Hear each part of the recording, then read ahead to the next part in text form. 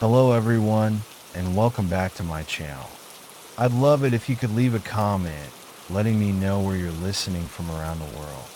Also, don't forget to like and subscribe if you're enjoying this video. Story 1. I never thought much about the night shifts at Millie's Diner.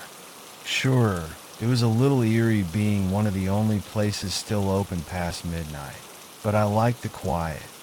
The hum of the fluorescent lights, the scratch of a pen against an order pad, the low murmur of the radio playing some forgotten country song. It felt peaceful until I noticed the car. The first time I saw it, I barely registered it at all. An old, black sedan parked across the street, engine off, lights dark. It looked like any other car, maybe belonging to a trucker stopping by for a late meal or some exhausted traveler taking a break before hitting the road again. But when my shift ended at 3 a.m., it was still there. I stepped outside, rubbing my arms against the cold, and felt a strange prickle at the back of my neck, like I was being watched. The diner's parking lot was empty except for my old Toyota, the asphalt cracked and shining under the streetlights. But across the street, in that parked sedan, I couldn't make out anything behind the windshield. I lingered for a second longer, then shook it off. Probably nothing. But then it happened again. And again. For weeks, that same black sedan was parked in the same exact spot, always facing the diner. It never moved, never showed any sign of life. At first, I tried to convince myself it was just a coincidence. Maybe some guy lived nearby and parked there out of habit. But the feeling that someone was inside that car, watching me, wouldn't go away. One night, I mentioned it to Darlene, the older waitress who worked the early shift. She waved a dismissive hand. "Honey, you work night shifts. You see a lot of weirdos." I laughed it off, but deep down, I knew this wasn't normal. Then came the night everything changed. It was a Tuesday. The diner was dead. Only two truckers hunched over their coffee, speaking in low voices. I kept glancing out the window, my stomach twisting every time my eyes landed on that car. Same place, same black shape just sitting there. At 3:05 a.m., I locked up and stepped outside. The moment the door shut behind me, I heard it, a car engine roaring to life. My stomach dropped. The sedan's headlights flared on, and I froze. For the first time in weeks, it moved. It pulled away from the curb, slow and deliberate, rolling toward me like a hunter sizing up its prey. I fumbled for my keys, my hands suddenly slick with sweat. My Toyota was only a few feet away, but those few feet felt like miles. The sedan crept closer. I wrenched open my car door and threw myself inside, slamming the lock down with trembling fingers. The black sedan idled at the exit of the parking lot, its headlights bathing my car in white light. Then it pulled out onto the road. My breath hitched as I watched it in my rearview mirror. The moment I turned onto the highway, it followed, not speeding, not trying to overtake me, just following. I took a left instead of my usual right, just to see. The sedan followed. I took another turn. It matched me. My pulse pounded in my ears. I grabbed my phone and called my roommate, Jenna. My voice came out in a shaky whisper. "Jenna, someone's following me." Her groggy voice sharpened in an instant. "What? Where are you?" "I don't know. I glanced at the street signs. I took a different route home. The car is still behind me. Drive straight here. I'm calling the cops. I pressed harder on the gas. The sedan stayed right behind me. My heart slammed against my ribs as I turned onto my street. My apartment complex was just up ahead. As I pulled into the parking lot, I saw Jenna standing outside in her pajama shorts, phone in hand. The second she stepped forward, the sedan peeled away, its tires screeching against the pavement as it sped into the night. By the time the cops arrived, it was long gone. They took my statement, but didn't seem too concerned. No plates? No identifying marks? One officer asked, scribbling notes. Might have just been some guy messing around. I wanted to believe that. I really did. But in the weeks that followed, I saw that car again. Not every night, but enough. Parked down the block from my apartment, outside the grocery store, across the street when I walked to work. Never close enough to do anything. Never moving. Just watching. And then, just as suddenly as it started, it stopped. One day, the black sedan was gone. No more sightings. No more strange feelings of being watched. It just vanished. But sometimes, when I leave work late at night and step into the empty parking lot, I hesitate. I glance down the street, heart hammering, because I know that somewhere out there, he's still watching. And I don't know if or when he'll come back. Story 2. It started small. A single red rose on my doorstep. The petals were velvety, deep crimson, fresh. It was beautiful in the way a polished knife is beautiful, harmless until it isn't. I had just moved into the apartment complex, a squat, forgettable brick building with thin walls, and an overworked landlord who only answered calls after 3 attempts. I assumed the flower was from a neighbor, maybe a misguided welcome. I left it on the doorstep, let it wither in the sun. The next morning there was another one, and another the morning after that. By the 4th day, I was unsettled. No note, no explanation, just the silent offering, left sometime in the dead of night.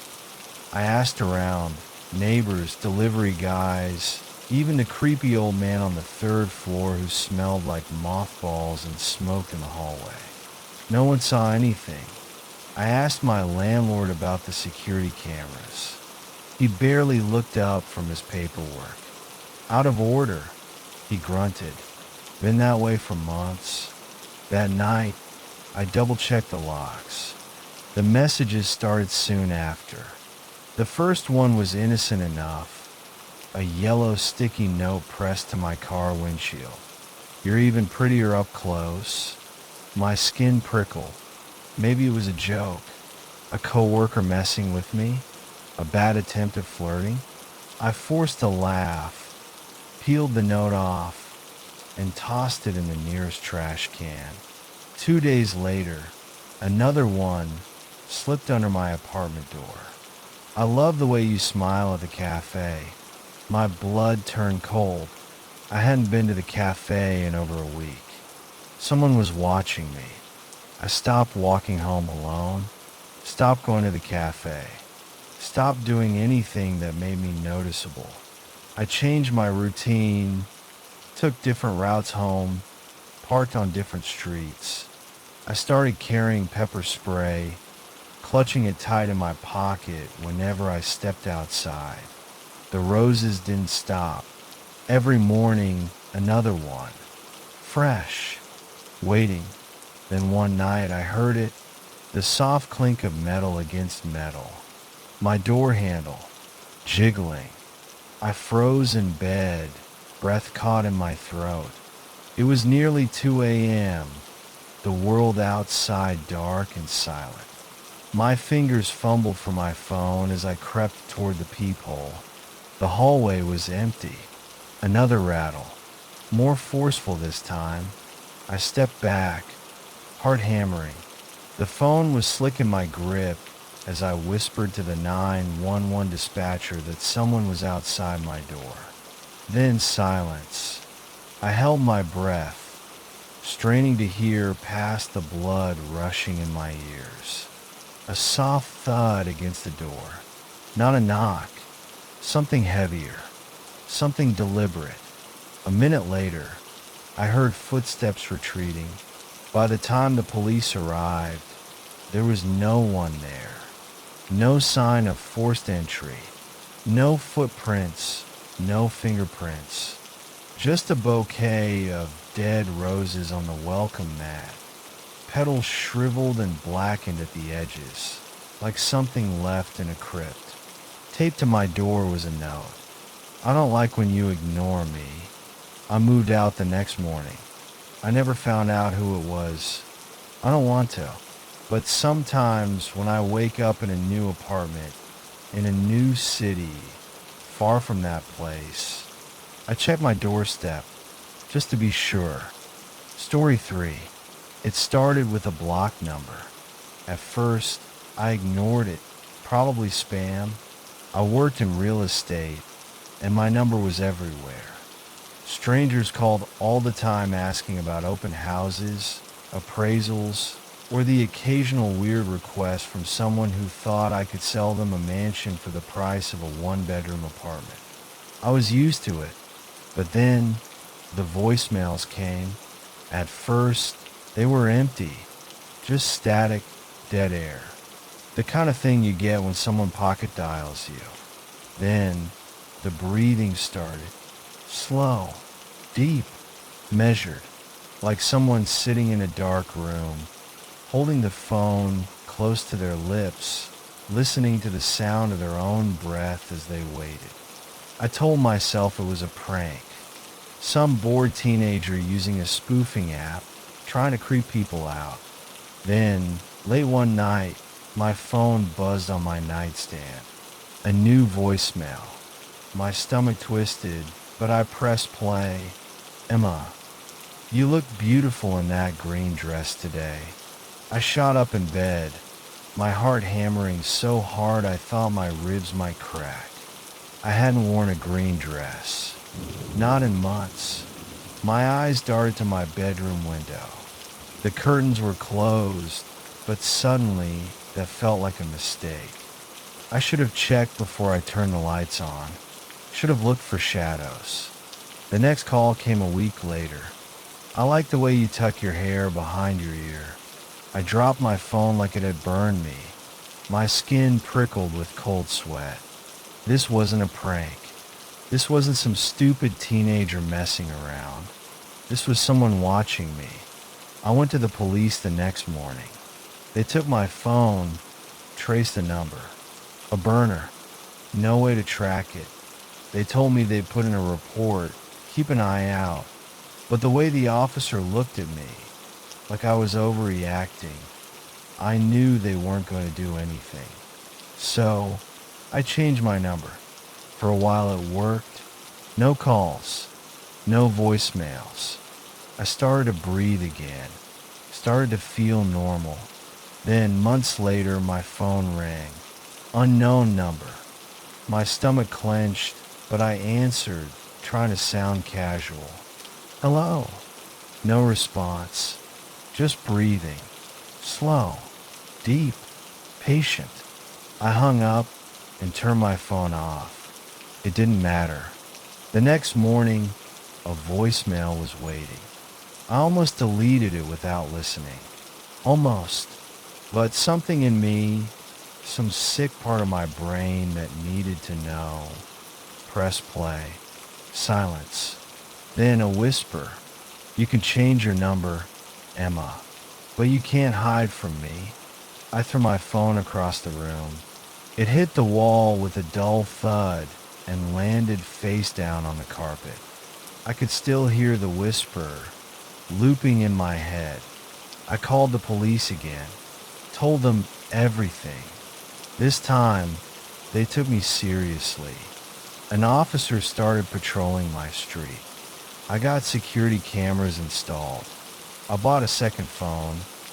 Gave the number only to family and close friends. For a long time, nothing happened. Then, last night I got an email. No subject, no text, just an image attached. I stared at the thumbnail for a long time, heart hammering, ball rising in my throat. With shaking hands, I clicked it open.